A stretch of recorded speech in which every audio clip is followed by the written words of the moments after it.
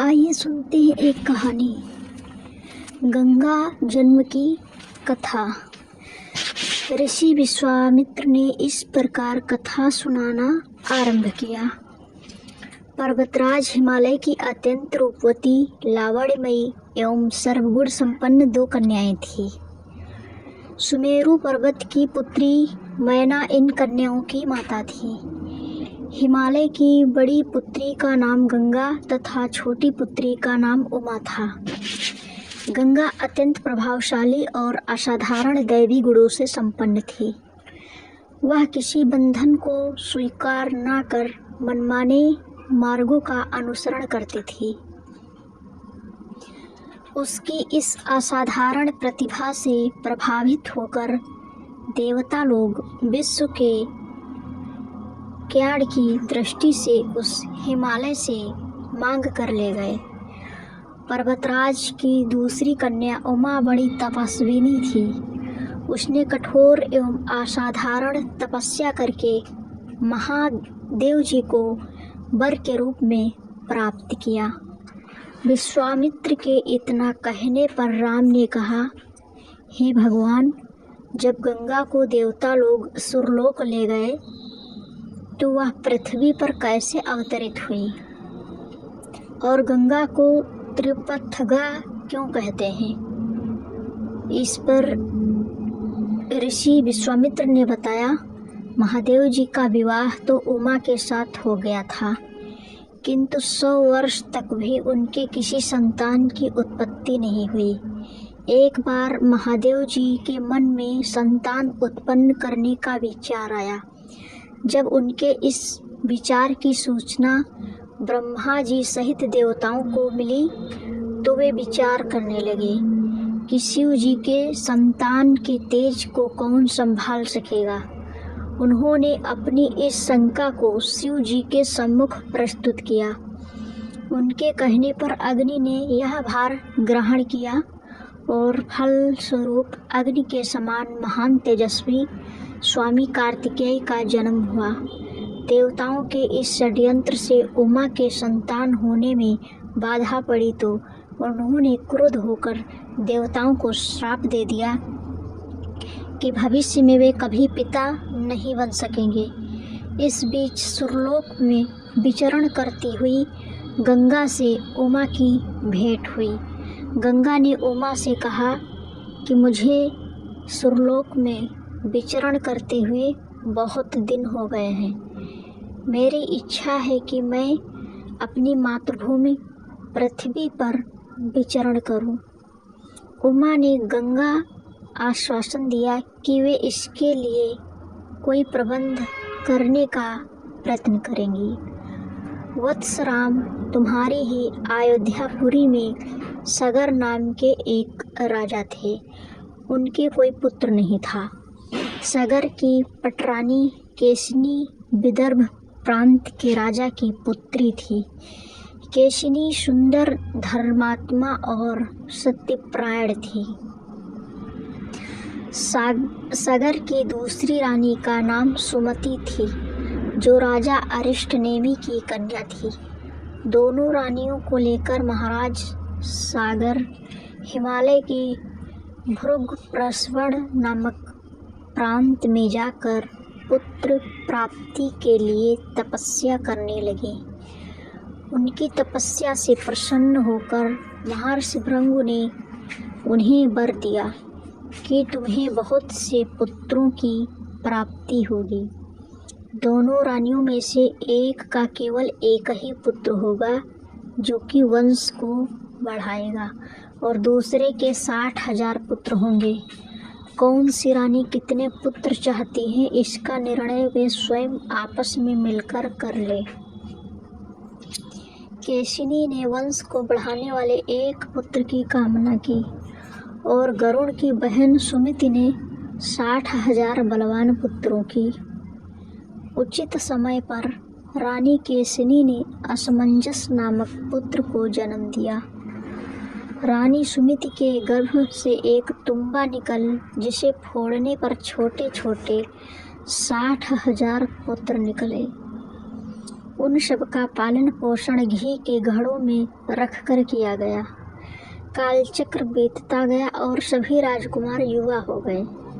सगर का ज्येष्ठ पुत्र असमंजस बड़ा दुराचारी था और उसे नगर के बालकों को सरयू नदी में फेंक कर उन्हें डूबते हुए देखने में बड़ा आनंद आता था।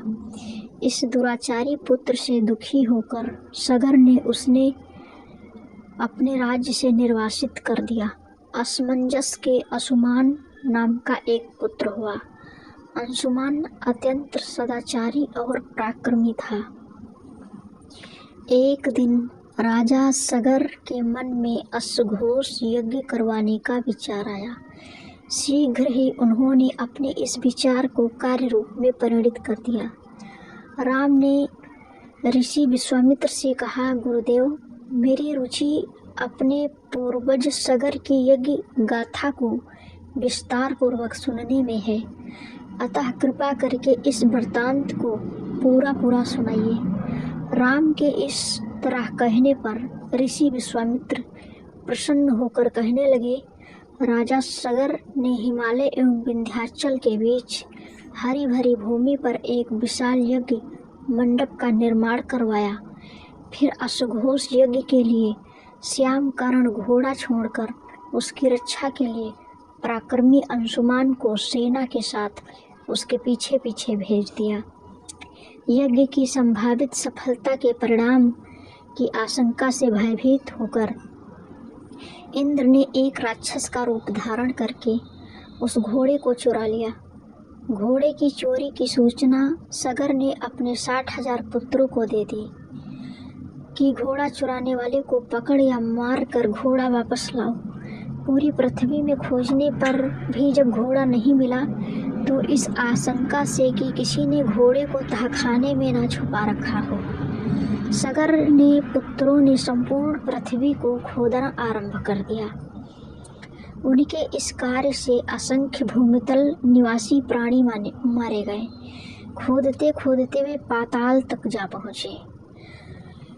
उनके इस नृशंस कृत्य की देवताओं ने ब्रह्मा जी से शिकायत की तो ब्रह्मा जी ने कहा कि यह राजकुमार क्रोध एवं मद में अंधे होकर ऐसा क्या कर रहे हैं। पृथ्वी की रक्षा कर दायित्व कपिल पर है, इसलिए वे इस विषय में कुछ ना कुछ अवश्य करेंगे। पूरी पृथ्वी को खोदने के बाद भी जब घोड़ा और उसको चुराने वाला चोर नहीं मिला तो निराश होकर राजकुमारों ने इसकी सूचना अपने पिता को दी। रुष्ट होकर सगर ने आदेश दिया कि घोड़े को पाताल में जाकर ढूंढो। पाताल में घोड़े को खोजते खोजते वे सनातन वसुदेव कपिल के आश्रम में आ पहुँचे। उन्होंने देखा कपिल देव आंखें बंद किए बैठे हैं और उन्हीं के पास यज्ञ का वह घोड़ा बंधा हुआ है। उन्होंने कपिल मुनि को घोड़े का चोर समझकर उनके लिए अनेक दुर्वचन कहे और उन्हें मारने के लिए दौड़े। सगर के इन कृत्यों से कपिल मुनि की समाधि भंग हो गई। उन्होंने क्रुद्ध होकर सगर के उन सभी पुत्रों को भस्म कर दिया। जब महाराज सगर को बहुत दिनों तक अपने पुत्रों की सूचना नहीं मिली तो उन्होंने अपने तेजस्वी पुत्र अंशुमान को अपने पुत्रों तथा घोड़ों का पता लगाने के लिए आदेश दिया। वीर अंशुमान शस्त्र शास्त्रों से सुसज्जित होकर उसी मार्ग से पाताल की ओर चल पड़ा जिसे उसके चाचाओं ने बनाया था। मार्ग में जो भी पूजनीय ऋषि मुनि मिले उनका यथोचित सम्मान करके अपने लक्ष्य के विषय में पूछता हुआ उस स्थान तक पहुंच गया जहां पर उसके चाचाओं के भस्मभूत शरीरों की राख पड़ी थी और पास ही यज्ञ का घोड़ा चल रहा था। अपने चाचाओं के भस्मीभूत शरीरों को देखकर उसे बहुत दुख हुआ। उसने उनका तर्पण करने के लिए जलाशय की खोज की किंतु उसे कहीं जलाशय दिखाई नहीं पड़ा। तभी उसकी दृष्टि अपने चाचाओं के मामा गरुड़ पर पड़ी। उन्हें सादर प्रणाम करके अंशुमान ने पूछा कि बाबा जी, मैं इनका तर्पण करना चाहता हूँ, पास में यदि कोई सरोवर हो तो कृपया करके उसका पता बताइए।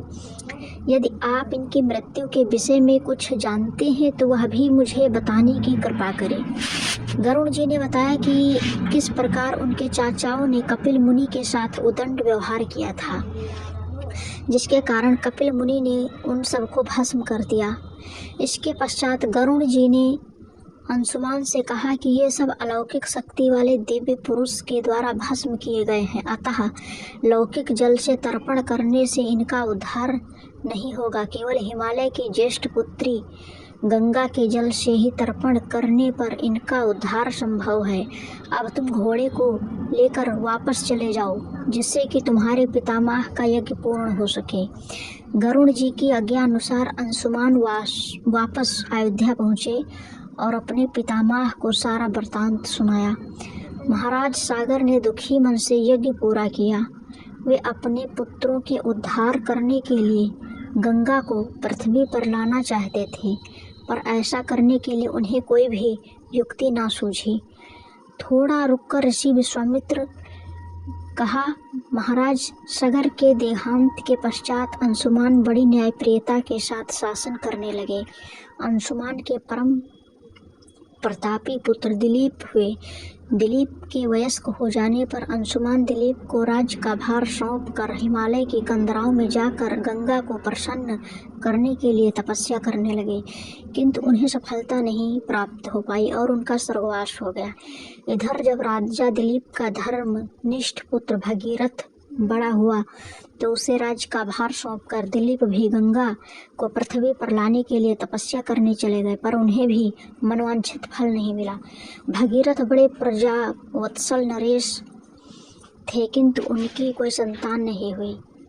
इस पर वे अपने राज्य का भार मंत्रियों को सौंप कर स्वयं गंगावतरण के लिए गोकर्ण नामक तीर्थ पर जाकर कठोर तपस्या करने लगे। उनकी अभूतपूर्व तपस्या से प्रसन्न होकर ब्रह्मा जी ने उन्हें वर मांगने के लिए कहा। भगीरथ ने ब्रह्मा जी से कहा कि हे प्रभु, यदि आप मुझ पर प्रसन्न हैं तो मुझे यह वर दीजिए कि सागर के पुत्रों को मेरे प्रयत्नों से गंगा का जल प्राप्त हो, जिससे उनका उद्धार हो सके। इसके अतिरिक्त मुझे संतान प्राप्ति का भी वर दीजिए, ताकि इक्ष्वाकु वंश नष्ट न हो। ब्रह्मा जी ने कहा कि संतान का तेरा मनोरथ शीघ्र ही पूर्ण होगा, किंतु तुम्हारे मांगे गए प्रथम वरदान को देने में कठिनाई यह है कि जब गंगा जी वेग के साथ पृथ्वी पर अवतरित होंगी तो उनके वेग को पृथ्वी संभाल नहीं सकेगी। गंगा जी के वेग को संभालने की क्षमता महादेव जी के अतिरिक्त किसी में भी नहीं है। इसके लिए तुम्हें महादेव जी को प्रसन्न करना होगा। इतना कहकर ब्रह्मा जी अपने लोक को चले गए। भगीरथ ने साहस नहीं छोड़ा। वे 1 वर्ष तक पैर के अंगूठे के सहारे खड़े होकर महादेव जी की तपस्या करते रहे। केवल वायु के अतिरिक्त उन्होंने किसी अन्य वस्तु का भक्षण नहीं किया। अंत में इस महान भक्ति से प्रसन्न होकर महादेव जी ने भगीरथ को दर्शन देकर कहा कि हे भक्त श्रेष्ठ, हम तेरी मनोकामना पूरी करने के लिए गंगा जी को अपने मस्तक पर धारण करेंगे। इसकी सूचना पाकर विवश होकर गंगा जी को सुरलोक का परित्याग करना पड़ा। उस समय वे सुरलोक से कहीं जाना नहीं चाहती थी, इसलिए वे यह विचार करके कि मैं अपने प्रचंड वेग से शिव जी को बहाकर पाताल लोक ले जाऊंगी, वे भयानक वेग से शिव जी के सिर पर अवतरित हुई। गंगा के इस वेगपूर्ण अवतरण से उनका अहंकार शिव जी से छुपा न रहा। महादेव जी ने गंगा की वेगवती धाराओं को अपने जटाजूट में उलझा लिया। गंगा जी अपने समस्त प्रयत्नों के बाद भी महादेव जी के जटाओं से बाहर न निकल सकी। गंगा जी को इस प्रकार शिव जी की जटाओं में विलीन होते देख भगीरथ ने फिर शंकर जी की तपस्या की। भगीरथ के इस तपस्या से प्रसन्न होकर भगवान शंकर ने गंगा जी को हिमालय पर्वत पर स्थित बिंदुसर में छोड़ा। छूटते ही गंगा जी 7 धाराओं में बट गईं। गंगा जी की 3 धाराएं हार्दिनी, पावनी और नलिनी पूर्व की ओर प्रवाहित हुई। सुचस्सु, सीता और सिंधु नाम की 3 धाराएं पश्चिम की ओर बहीं और 7वीं धारा महाराज भगीरथ के पीछे पीछे चली। जिधर जिधर भगीरथ जाते थे उधर उधर ही गंगा जाती थी। स्थान स्थान पर देव, यक्ष, किन्नर, ऋषि, मुनि आदि उनके स्वागत के लिए एकत्र हो रहे थे। जो भी उस जल का स्पर्श करता था भव बाधाओं से मुक्त हो जाता था। चलते चलते गंगा जी उस स्थान पर पहुंची जहां ऋषि चिहन्यु यज्ञ कर रहे थे। गंगा जी अपने वेग से उनके यज्ञशाला को संपूर्ण सामग्री के साथ बहा कर ले जाने लगी। इससे ऋषि को बहुत क्रोध आया और उन्होंने क्रोध होकर गंगा का सारा जल पी लिया। यह देखकर समस्त ऋषि मुनियों को बड़ा विस्मय हुआ और वे गंगा जी को मुक्त करने के लिए उनकी स्तुति करने लगे। उनकी स्तुति से प्रसन्न होकर जसन्यु ऋषि ने गंगा जी को अपने कानों से निकाल दिया और उन्हें अपनी पुत्री के रूप में स्वीकार कर लिया। तब से गंगा जाह्नवी कहलाने लगी। इसके पश्चात वे भागीरथ के पीछे चलते चलते समुद्र तक पहुंच गई और वहां से सगर के पुत्रों का उद्धार करने के लिए रसातल में चली गई। उनके जल के स्पर्श से भस्मीभूत हुए सगर के पुत्र निष्पाप होकर स्वर्ग गए। उस दिन से गंगा के 3 नाम हुए, त्रिपथगा, जाह्नवी और भागीरथी।